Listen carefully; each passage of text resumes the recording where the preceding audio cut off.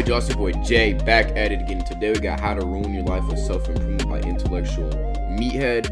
Y'all know what the deal is, man. Follow me on both Jays here and Jays there. Get tapped on my socials. Don't find any more yet. Let's get right into it. Have you ever met someone who's so obsessed with improving their lives that they've accidentally made it worse? Like they've optimized every single second of the day, but they're somehow still anxious, miserable, and late for everything. That's the modern self-improvement trap. The paradox where trying too hard to get your life together actually becomes the reason you can't. I'm gonna ditch the Huberman glasses now.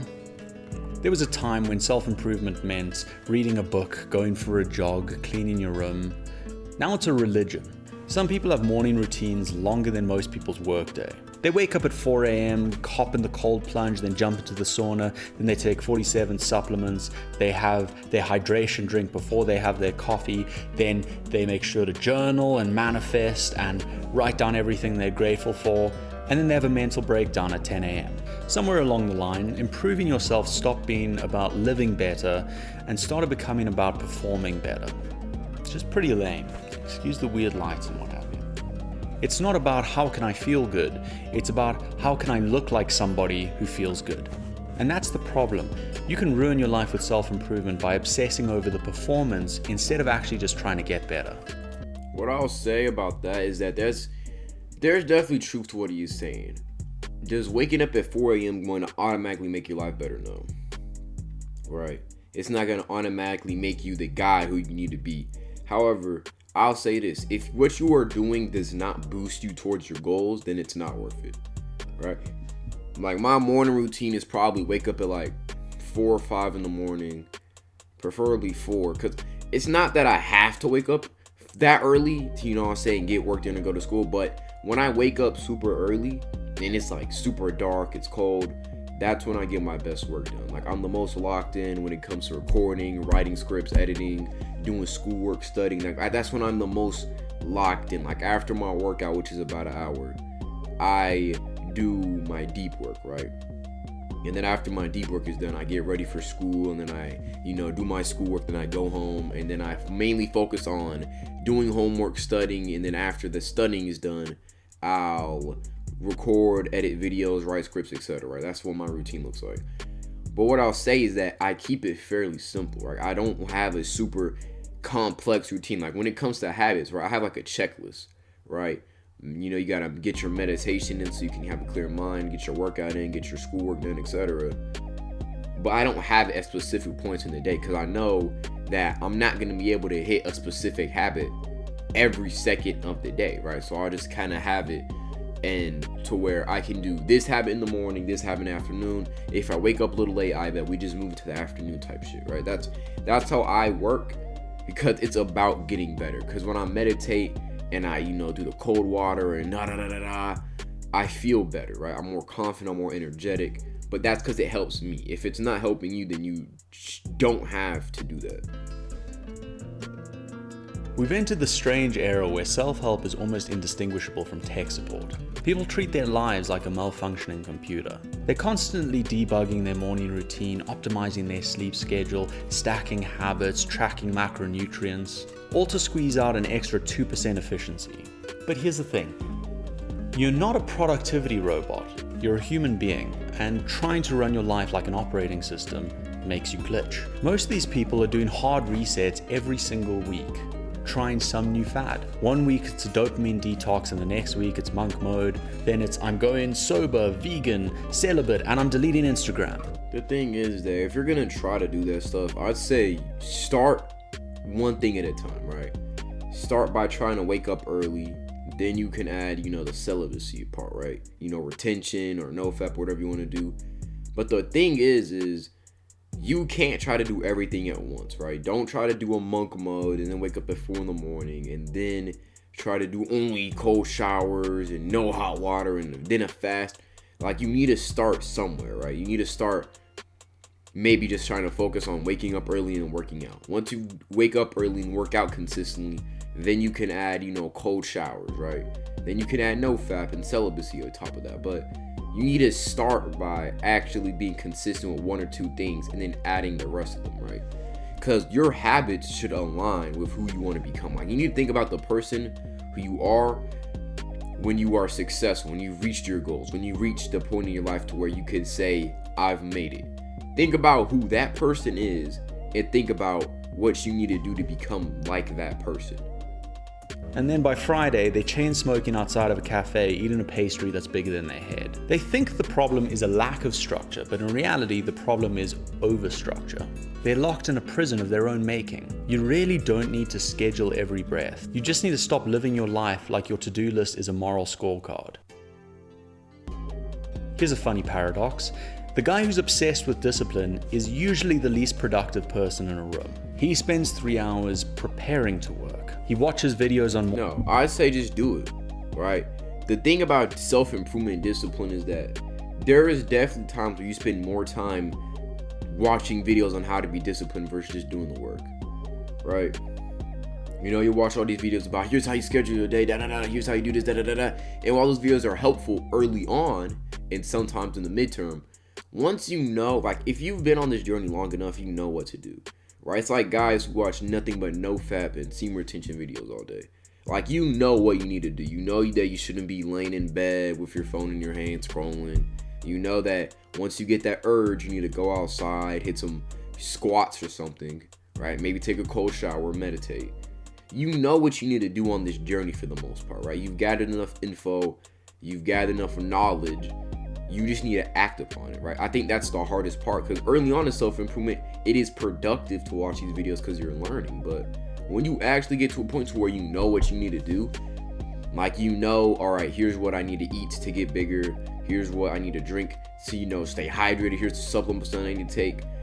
The hard part is acting on it, because it's easy to just sit, watch a video while you're on your phone, you know, maybe write a couple notes or two, but actively acting upon it is difficult. It's like school, right? You know you need to study, you know you need to do the practice problems, you know you need to do your homework, but it feels way better to watch a guy tell you how you're supposed to do your homework versus actually doing it. Morning routines, rewrites his goals for the 12th time, and color codes his calendar. But here's the thing, he doesn't actually do anything. Meanwhile, you have to focus more on the process than the goal. Like, I have goals, obviously. Like, they're, like, y'all can't see, but it's right above my it is right above my desk. Like, if I, like, from my perspective, it's up left, and I can look at it while I'm recording, while I'm editing, etc. But I don't wake up and just obsess over my goals, right? Because I feel like there was a period of time where I did that. Like, I would always be obsessed with my goals, just goals. I'm constantly manifesting. I'm reading out a card that says, I will do this, I will do that, The problem is you become so obsessed with your goals that the reality that you are not even close to your goals hits harder, which makes you more desperate, which makes you more angry, which makes you more frustrated, which puts you at a lower frequency, right? That's why, you know what I'm saying, work hard, play hard, right? Get shit done, be productive, but be relaxed, right? Be calm. Don't be stressing over things you can't control, you feel me? A guy who arrives hungover, smoking cigs and eating chips is making moves, man. And you've probably met someone like that. In fact, most of the productive people I know are more like that than they are hyper optimizers about everything in their life. They don't meditate, they don't journal, they don't biohack, and yet they get everything done. Because they're not wasting their mental energy on creating the persona of somebody who gets things done. They just get things done. There's a moment in every self-improver's life where they realize that they've become the problem. When you've built this perfect little productivity prison and you're the only inmate inside. This is where most people break. They think they're improving. That's the thing. You need to get shit done, right? You can have the crazy morning routine. Because I say my morning routine, the hardest part is just waking up early. My morning routine is wake up, work out, and then record videos, right? Record videos or work on my schoolwork. And then it's just shower, get ready for school. Like, it's simple. Like, it's a very few tasks, right? Obviously, when I get home from school, I'll focus on my schoolwork because, you know, I got homework and all that, you know, I got stuff to study for and shit. Then I'll probably record, like, you know, some extra videos, write a script or two. And then I'll start doing my spiritual work, you know, my meditation, my Kegels, etc. But the spiritual stuff only takes a good, honest to God, like 20 to 25 minutes, right? It's not, and it's at the end of the day, so it's like a wind down. Like, it's where I'm winding down, I'm stretching, I'm doing, meditation, I'm winding myself down to transition to sleep. Right? And I don't have it in like a super specific order. It's like, okay, we can do this first, we can do this second.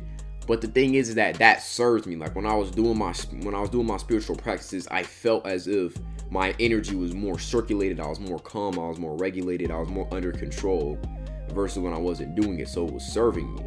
But if your habits are not serving you to get towards your goals, they're not helping you get shit done, then there's no point in doing them. Like if you are on semen retention or no fap, right? Which I do think that it's good to just not watch porn. That's just how I, operate. When I'm off that, when I'm not looking at that stuff and I'm not yakking off, I feel like I'm more productive. I got more energy, more confidence. However, if you're not using that energy to get stuff done, then it's almost pointless. Because now you're just having all this energy circling through your system, but you're not using it, right? But in reality, they're just rearranging furniture in a burning house. And it's not that effort is bad. Effort is great. Don't get me wrong. It's just misdirected, because self-improvement should make you better at living life, not worse at enjoying it. You don't need to be a monk or a machine. You just need a system that works, one you can stick to without losing your sanity. That's why I made Muscle Made simple. Not because I wanted to reinvent fitness, but because I wanted to make it human again. It's the opposite of those 6-hour, overcomplicated, highly optimized routines. It's pretty straightforward training that gets you strong, lean, and consistent without needing to build your life around gym theory spreadsheets. If you're tired of overcomplicating at least your training, it's free in the description below. Now back to the chaos.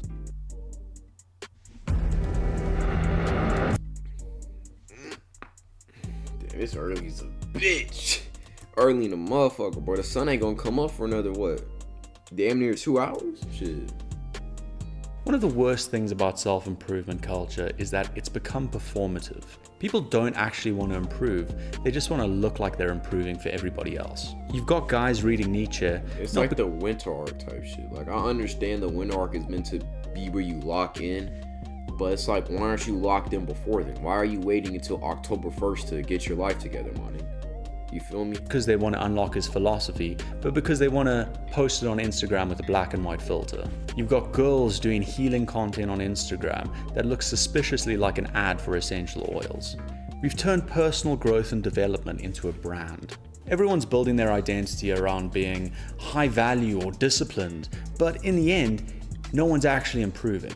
We've confused lifestyle with life. It's not enough to eat well, it has to be aesthetic. It's not enough to just go into the gym and train, you've got to film it.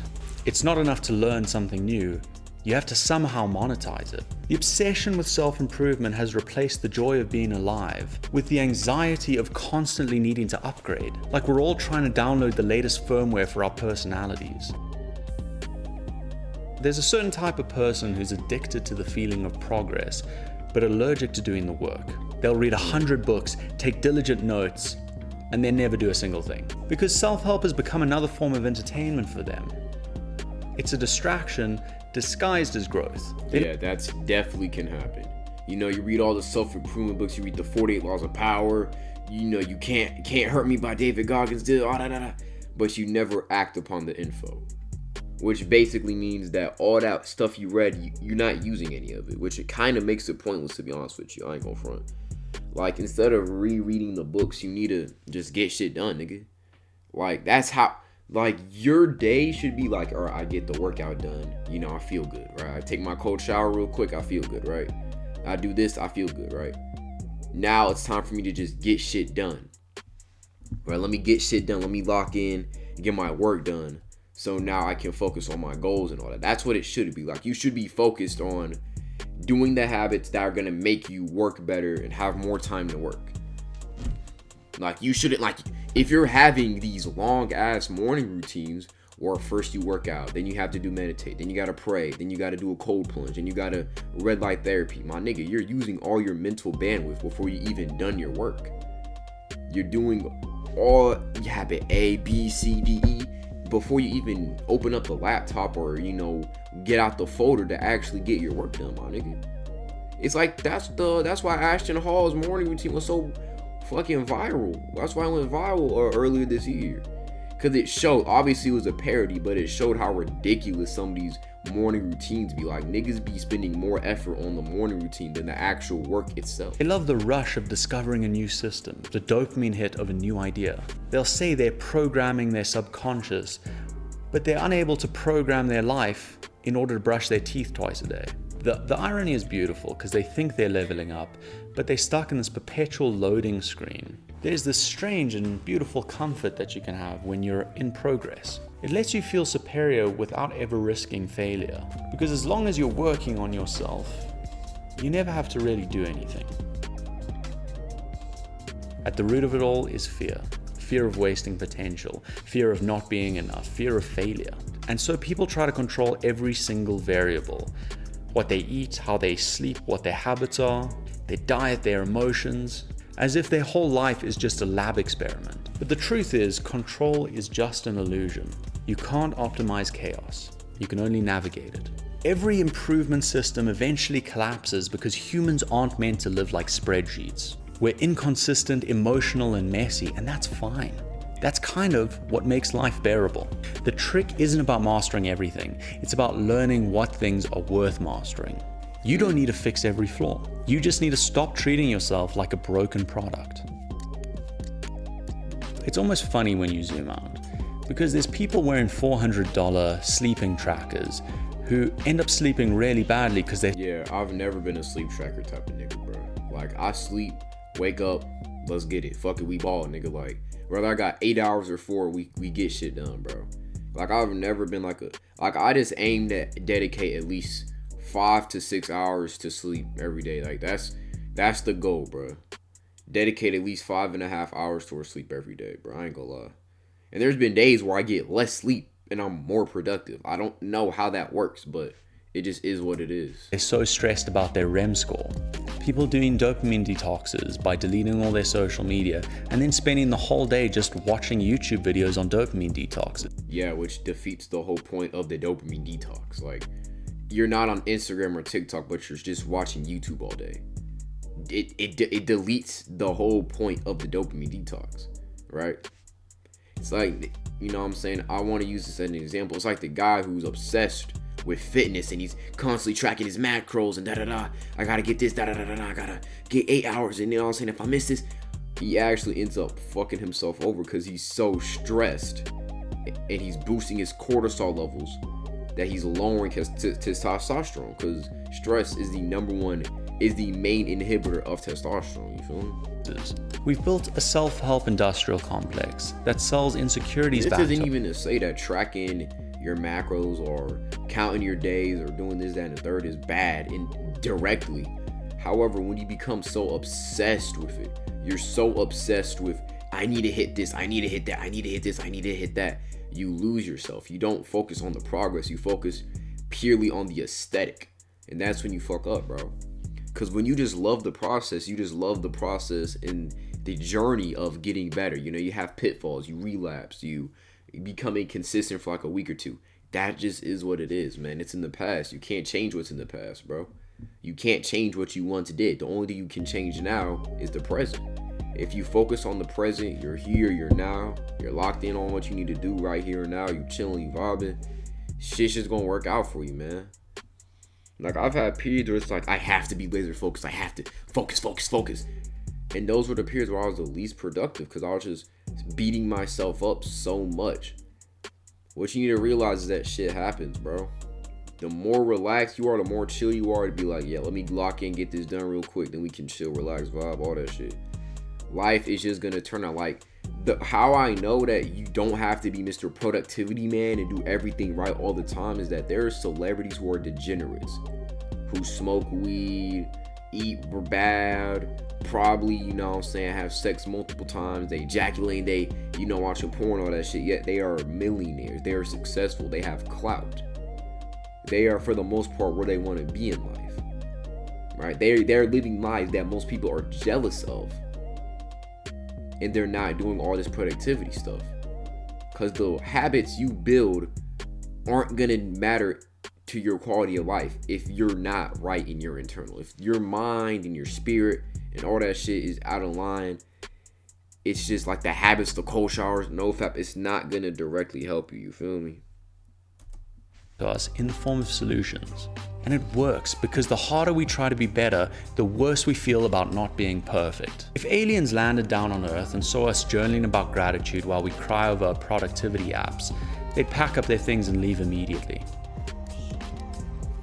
Every self-improver eventually hits a wall. They've read every book, tried every system, and meditated themselves into a panic attack, and nothing has worked. That's when they discover minimalism. Less is more, they say proudly, announcing that their new personality revolves around owning 2 shirts and a single pot plant. But minimalism becomes another brand, another optimization strategy. You can't escape the matrix by painting the walls white. The moment you turn doing less into your next productivity hack, you're back in the trap. Real self-improvement is meant to make your life simpler. It's supposed to give you more time, not steal it away from you. But we've crossed the point of diminishing returns. The average improvement guy today has got a routine so complex that it collapses under its own weight. You can't live efficiently if your entire life is a to-do list. The key isn't doing everything right. I say if you're gonna plan out your day, you need to have time blocks, bro.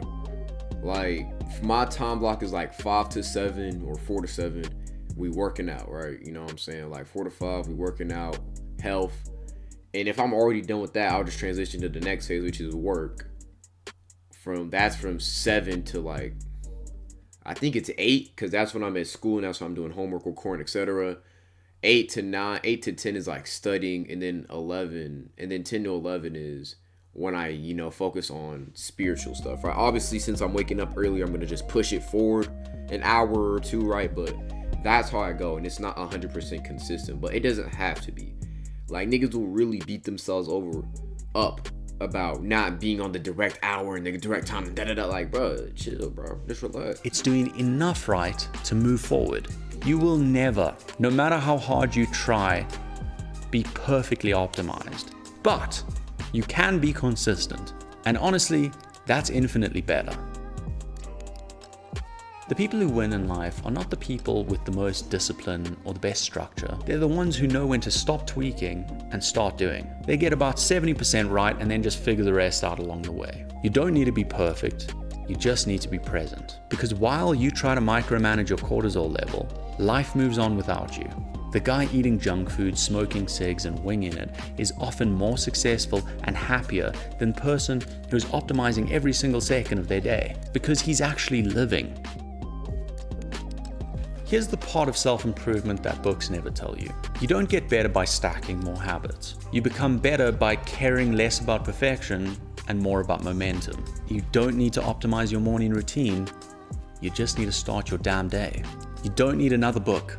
You need to apply the last one. You don't need a new plan. You don't need, nigga, what's the point of buying a book if you ain't even apply the last one you read, nigga? And you need to execute on the one that's been sitting in your notes app since 2022. At some point, you realize the Become Your Best Self movement was never about self-improvement. It was about control, ego, and anxiety dressed up as ambition.